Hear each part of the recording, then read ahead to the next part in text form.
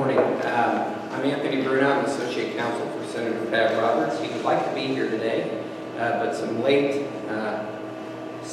flurry of activity in the Senate, late schedule, kept him away. So I am under duty to read a script to y'all. Dear friends at Passenger Rail Kansas, Oklahoma advocates, thank you for the opportunity to share my continued support for passenger rail service in Kansas. While I'm not able to be with you at the summit, I appreciate the important work you do to promote passenger rail service to the entire Midwest. Travelers, small businesses, and communities rely on passenger rail for safe and reliable transportation. In Kansas, the Southwest Chief provides vital service across the state. In recent months, Amtrak has proposed changes to long-distance routes. I've shared my strong concerns with Amtrak's wavering commitment to the Southwest Chief and expressed the necessity of maintaining the current rail line to the Amtrak CEO. I have joined my colleagues from Kansas, Colorado, and New Mexico to be a united voice in support of the Southwest Chief. Additionally, Passenger Rail Kansas continues to promote the expansion of the Heartland Flyer. Continuing this line into Kansas would open new and more efficient travel opportunities for many rail passengers. I commend the rail advocates, such as yourselves, and the numerous communities for their ongoing efforts. Again, thank you for your continued advocacy. I look forward to working with you as we continue to support passenger rail in Kansas. Sincerely, Senator Pat Roberts. Thank you. Thank you, everyone. I'll try to keep this brief. As I'm sure you're all aware, Senator Moran is extremely supportive of passenger rail and specifically the Southwest Chief. When we found out that Amtrak was proposing this truncated bus line, Senator Moran walked to my desk and said, "What are we doing? This is unacceptable. What can I do?" We proposed an amendment to the transportation funding bill. We're still working on. We also, as I'm sure you're aware, heard from Amtrak in a hearing a couple weeks ago that they will run the Southwest Chief as is, no buses until 2019.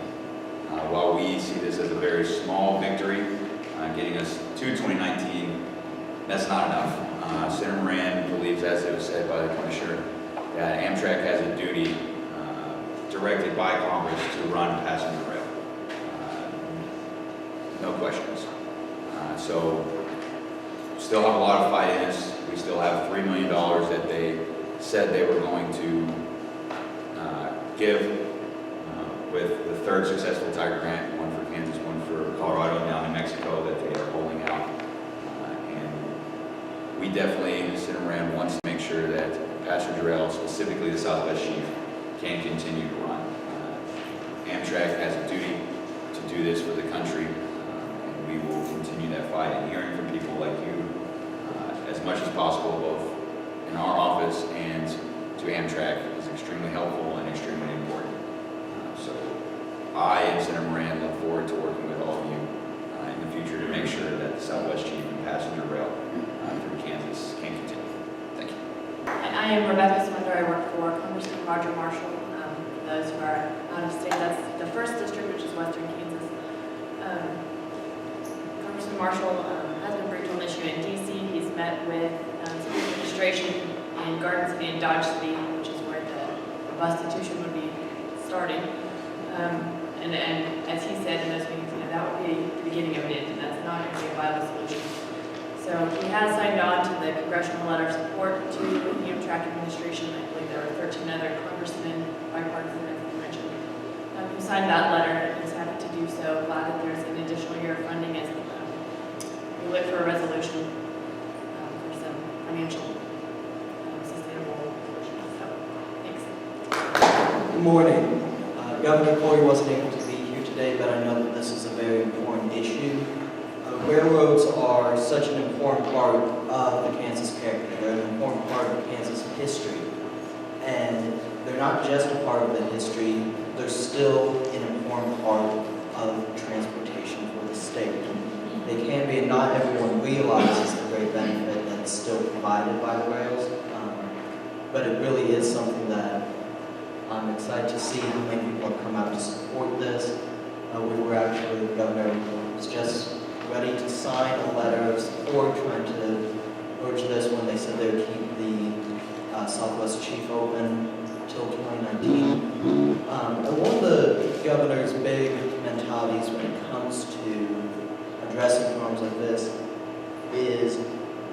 take what you can get, and then you keep working forward together. So this is a small victory, but we'll take it. We're glad that we have this progress, and now we want to keep moving forward, and hopefully we can get this to kind of snowball. And really, it's great to see all of the work that's been done in Congress by senators and representatives from the state to really address this. They've really just put in an incredible amount of work and support behind this, and I look forward to seeing it. I know that the governor is looking forward to following the issue and seeing how we can help from our office in the next few months. So thank you for allowing me to be here. I look forward to the discussions and getting to talk to some of you throughout the day. So thank you. Congressman Kevin Yoder represents the 3rd District of Kansas, that's in the northeast part of Kansas City Metro. He couldn't be here today, but he wrote this letter to Passenger Rail Kansas, and I'll read. He says, "Thank you for the opportunity to join the Kansas Passenger Rail Summit in Topeka. I regret I'm unable to attend, but I want to commend you for your work to preserve the Southwest Chief and expand the Heartland Flyer.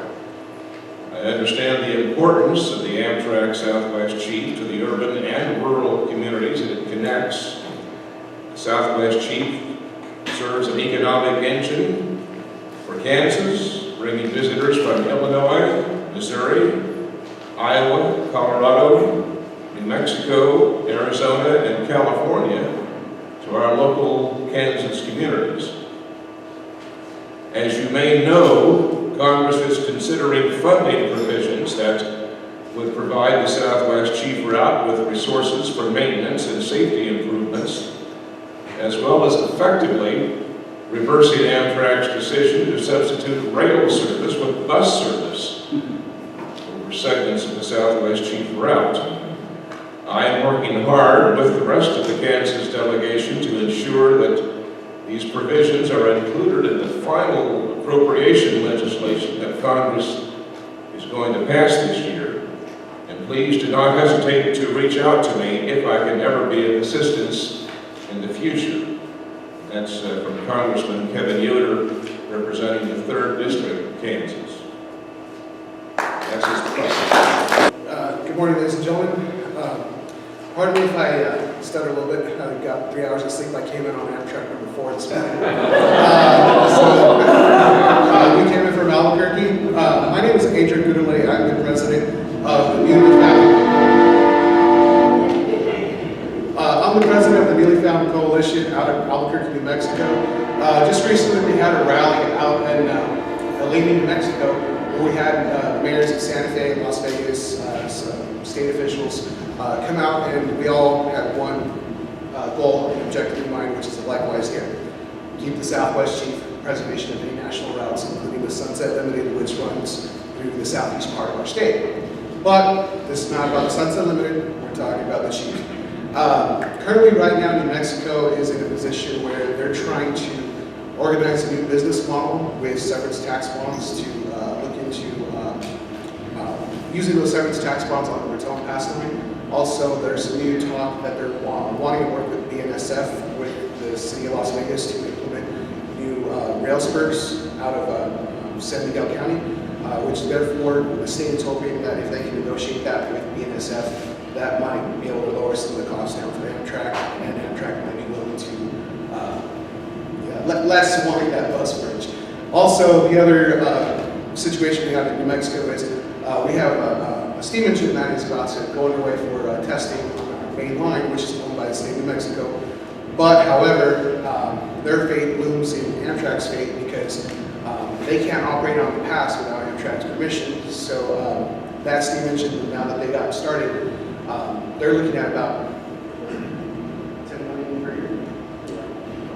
Yeah, $10 million per year on Raton Pass in regards to tourism. But right now, I'd like to introduce my co-founder and vice president, Alexander Ramos. He has a statement in regards to the city of Albuquerque and their position on Amtrak's motives.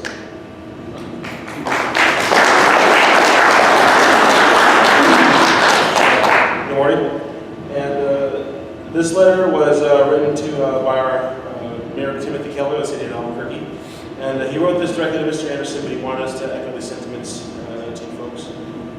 Dear Mr. Anderson, it has come to my attention that Amtrak's inability to secure adequate capital funding for improvements has led to a proposal by Amtrak leadership to discontinue and replace its passenger rail service between Trinidad and Albuquerque with motor bus service.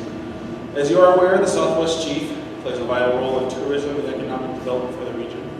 It also provides an important low-cost alternative mode of long-distance transportation, something especially needed in the state of New Mexico with above-average poverty levels. In fiscal year 2017, 122,000 passengers boarded a new train in New Mexico. About 71% of New Mexico's population lives within 50 miles of an Amtrak station, and that service is very important to our citizens. The city of Albuquerque hereby opposes any actions that would adversely affect the viability of the operation of the Southwest Chief in northern and central New Mexico. And it has also come to my attention that a new policy is being proposed that will eliminate or limit the operation of special charter trains and the use of private rail cars in New Mexico and elsewhere in the United States. As Mr. Gurula just said, Albuquerque is home to the Atchison, Topeka, and Santa Fe 2926 steam locomotive, and they just did one of their boiler test firings, and so it's looking very promising. The New Mexico Steam Locomotive and Railroad Historical Society is an all-volunteer nonprofit group restoring this icon of New Mexico history. The 2926, named by our state legislature as New Mexico Steam Locomotive 2 years ago, has put 20 years, $3 million, and 170,000 volunteer hours into the restoration of this steam locomotive. It should be ready to run under its own power later this year or next year. Planning of the 2926-led Amtrak special charter trains is well underway.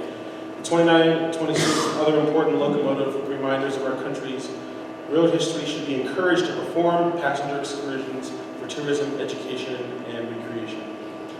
Across the United States, quality long-distance Amtrak service remains important and should be emphasized and not reduced. As the mayor of Albuquerque, New Mexico's largest city and economic engine, I ask that your office do everything it can to maintain long-distance Amtrak service in New Mexico, facilitate special charters, and promote railcar travel. Respectfully, Timothy Keller, Mayor.